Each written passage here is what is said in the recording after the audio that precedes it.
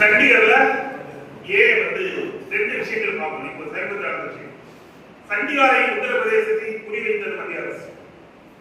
சண்டிகாரை குறிவைச்சுன்னா union பிரதேசம் உங்களை மாதிரியே joint action நிறைய பேர் தான் 5 மணி நேரம் பேசுறேன். போதும், மற்ற போராட்டங்கள் மாறும். ஏன்னா இதோட இன்டென்சி தெரியல அப்படின்னா மக்கள்கிட்ட போய் சொல்ல முடியாது. நாம் என்ன என்பதனுடைய அடிப்படையான விஷயங்களை நாம் புரிந்து கொள்ளவில்லை என்றால் இது மக்கள் எப்படி போய் சொல்றது? நான் எப்படி மக்கள் கேட்கறது? எப்படி என்னுடைய சக தோழர்களுக்கு நான் சொல்றது? அதனால போராடுவோம் ஏன் போராடுவோம் என்பதை அடித்தளமாக தெரிந்து கொள்ள வேண்டும் அப்படிங்கிறது தான் இந்த விஷயங்கள் இங்கே பகிரப்பட்டுக் கொண்டிருக்கிறது. நண்பர்களே, சண்டிகரை 500 எம்ப்ளாயி பர்மனன்ட் எம்ப்ளாயி 1000 பேர் கான்ட்ராக்ட்ல வர்றாங்க. முதல்ல சின்னதே அங்கேதான் இருக்கோம். நம்ம ஆளுநர் யூனியன் பிரதேசம் முடிவுக்கு கொண்டு வருவது பொழுது அங்கே மக்களுடைய ஆதரவை திரட்டவில்லை. அவர்கள் மட்டுமே போராடினார்கள். மற்றவர்கள் எல்லாம் பார்த்துக் கொள்வார்கள், என்சிசி ஒட்டுக்குழுவை பார்த்துக் கொள்ளும், மற்றவர்கள் பார்த்துக் கொள்வார்கள் என்ற காரணத்தினால் ஓவர் நைட்ல, அதுவும் குஜராத் கம்பெனி தான் சார், அதுவும் குஜராத் கம்பெனி ஓவர் நைட்ல எடுத்துட்டாங்க.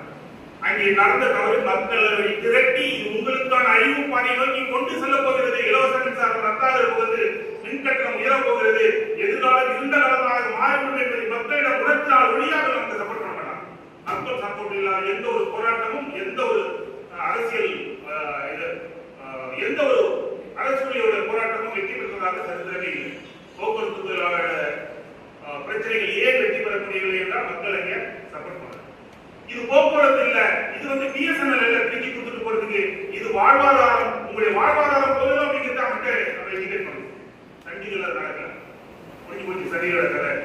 இன்னொன்று நடந்தது தெரியுமா? ஒருத்தர் கேட்டாரு, அந்த வெல்ஃபேருக்கு குறையாம கொடுக்கணும். இன்னொரு சட்டத்துல இன்னொரு விஷயம் இருக்கு. நீங்க என்னைக்கு கம்பெனி அதானி எடுத்தாலோ அன்னைக்கு அதே ஏஇ, அதே போர்மேன், அதே ஏடி எல்லாம் கொடுக்கணும். டிரான்சிட் பீரியட் ஒன்று இருக்கு. தமிழ்நாட்டில் நாங்கள் இன்னும் 7 வருஷமா தேர்வோம். அந்த டிரான்சிட் பீரியட் முடிஞ்சுதான் முடியலன்னு எங்களுக்கு தெரியல. ஆனா முடிஞ்சு போச்சு.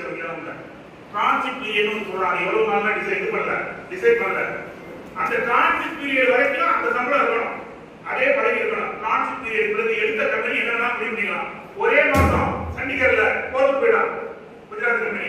நான் அவரை சம்பளம் கொடுக்க முடியாது, இவருக்கு அந்த பதவியை கொடுக்க முடியாது. ஏன்? டிரான்சிட் பீரியட் என்ன பொறுத்த வரைக்கும் 30 நாள் முடிஞ்சு போச்சு. இட்ஸ் கான். எடுக்கிறதுக்கு அதே பலம் தான். ஒரு 1000 இன்க்ரிமெண்ட் தரமா, ஒரு மாதம் டிரான்சிட் பீரியட்ல கோர்ட்டு போனா கோர்ட்டு சட்டப்படி தான் செயல்படும். ஒன்றும் பண்ண முடியாது. இதெல்லாம் ஏமாத்த வேலை. அதே நெட்வொர்க் கொடுக்குறேன், அதே எல்லாமும் அப்படியே டிரான்சிட் பீரியட் வரைக்கும் எல்லாம் கவர்மெண்ட் வரைக்கும்